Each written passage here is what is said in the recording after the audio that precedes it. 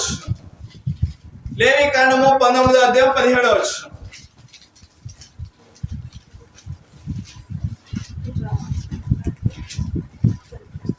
నీ హృదయంలో నీ సహోదరుని మీద పగపట్టకూడదు.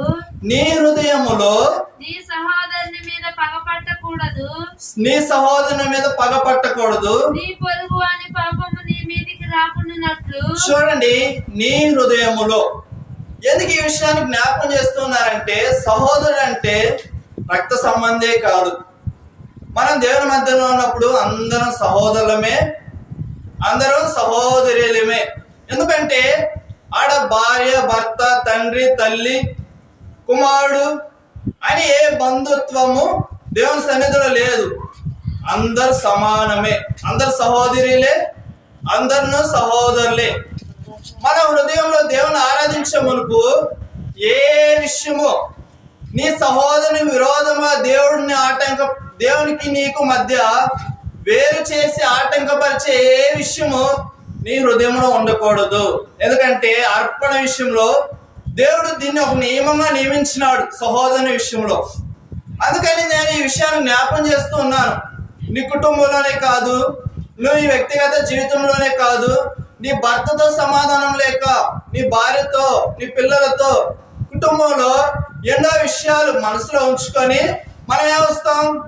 దేవుని సన్నిధిలో ఆయన అర్పణ అనగా ఆరాధించడానికి మనం దేవుని సన్నిధికి వస్తాం.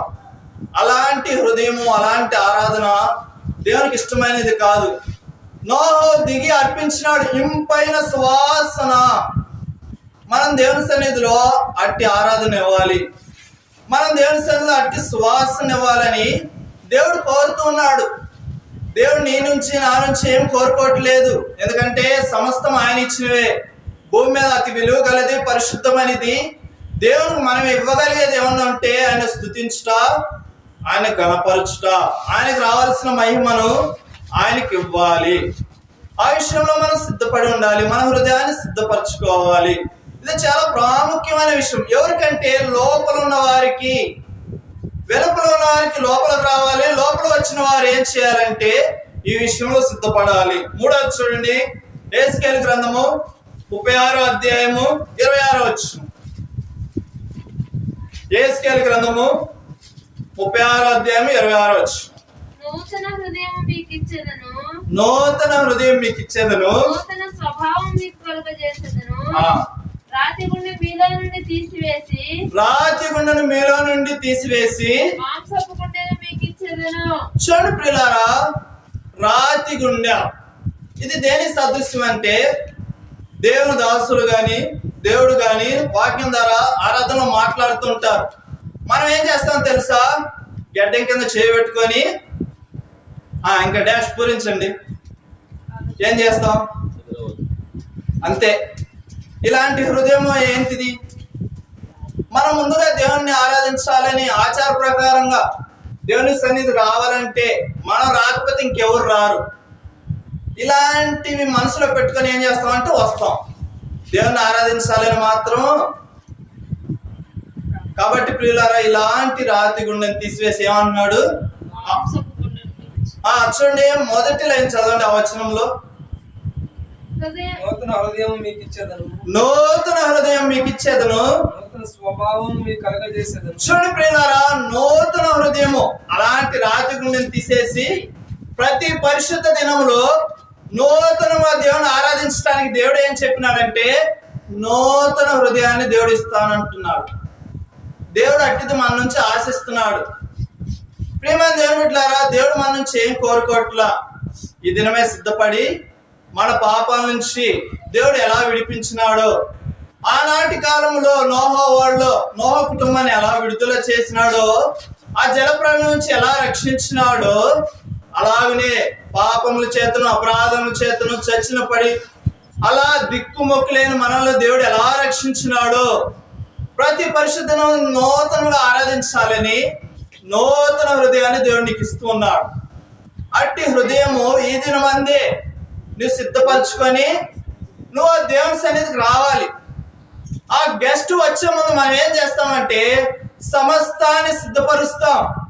ఆయనకి ఇవ్వాల్సిన ఆతిథ్యము, ఆయన తృప్తిపరిచేందుకు మనం ఏమేం చేయాలో, ఆ గదిని ఎలా అలంకరించాలో, అలాగనే మన పరిశుద్ధ దేవుడు, మన యజమానుడు మన ఆరాధనని అంగీకరించాలి. అది ఆయన తృప్తిపరిచే విధంగా ఉండాలి.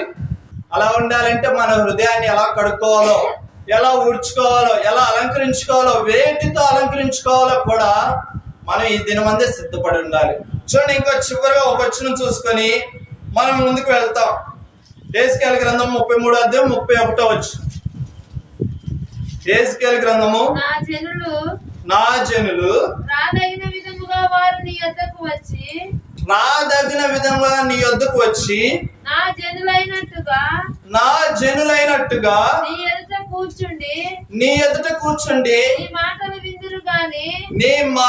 విందురు గాని వాటిని అనుసరించి ప్రవర్తింపరు. వారి నోటితో ఎంతో ప్రేమ కనపరచుదు గాని వారి హృదయము లాభమును అపేక్షించుచున్నది. చూడండి ప్రియులారా, 4వ హృదయం ఎట్టాడిదంటే లాభము.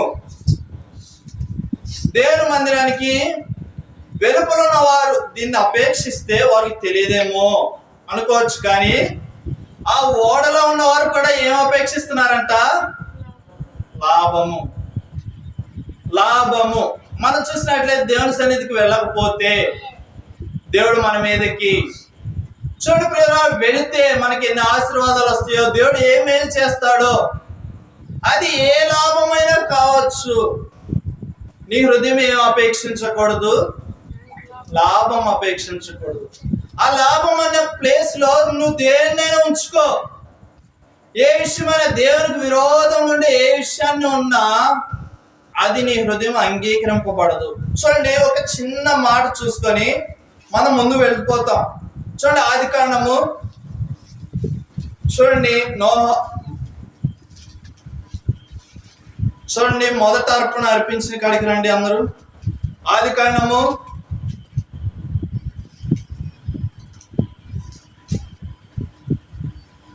4వ అధ్యాయము 3-4 వచనాలు. కొంతకాలమైన తరువాత కయ్యోను పొలము పంటలో కొంత యెహోవాకు అర్పణగా తెచ్చెను. హేబేలు కూడా తన మందలో తొలిచూలు పుట్టిన వాటిలో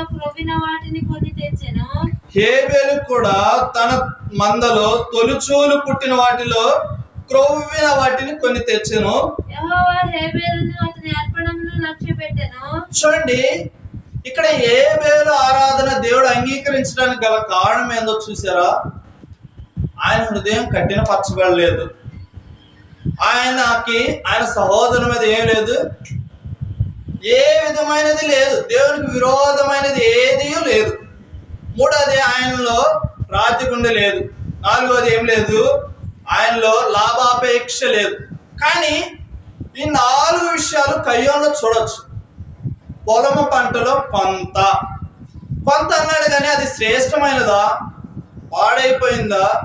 దేవుడు వస్తువుల గురించి ఈ మాట చెప్పట్లేదు ప్రియులారా. దేవుడు నీ హృదయంలో దేవుని ఆరాధించే మాటలను జ్ఞాపం చేస్తున్నాడు. నువ్వు ఎలాంటి మాటలతో దేవుని స్తుతిస్తున్నావు, గణపరుస్తున్నావు? ప్రభా, నిరంతరము ఈ భూమి ఆకాశములు గతించును గాని మనం ఆరాధించే ఆరాధన, ఆయన స్తుతించుట, ఆయన నామం మాత్రం ఎన్నటికి గతించిపోదు. అది నిరంతరం ఉండేది. అలాంటి ఆరాధన మనం దేవుని సన్నిధికి తీసుకురావాలి. ఈ 4 విషయాలు కయ్యోనికి వ్యతిరేకంగా ఉన్నాయి, కానీ హేబేలుకు అనుకూలంగా ఉన్నాయి. ఈ 4 విషయాలు హేబేలు కనుగొనలేం. శ్రేష్టమైన తెచ్చినాడు, క్రొవ్విన వాటిని తెచ్చినాడు. క్రొవ్విన వాటిని అమ్ముకుంటే మంచి లాభం కదా. దేవుని సన్నిధికి ఎందుకు తేవాలి? ఆయనకు అర్పణగా ఎందుకు అర్పించాలి? చూడండి ప్రియులారా, దేవునికి అంత ప్రాముఖ్యత ఇచ్చినాడు హేబేలు. నీ హృదయంలో అంత ప్రాముఖ్యత ఆయన ఆరాధనకు ఉందా? లేకపోతే పరిశోధించుకోండి. ఈనాడే వెలుపలున్న వారికి నువ్వు సిద్ధంగా ఉంటే చాలు, ఆయన హృదయంలోనికి వచ్చి నీ హృదయాన్ని శుద్ధి చేసి రక్షణ మారు మనసు నీకు అనుగ్రహిస్తాడు. ఆ ఓళ్ళను ప్రవేశం దొరుకుతుంది. లోపల ఉన్న వారికి నువ్వు దేవుని సన్నిధిలో రేపు ఆరాధించాలంటే నీ హృదయం ఎలా ఉండాలో, ఎలా ఉండకూడదో నీ హృదయం ఇప్పుడు ఎలా ఉందో దేవుని వాక్యం చూపిస్తోంది. మోకరించండి, ప్రార్థన చేసుకొని ముందుకు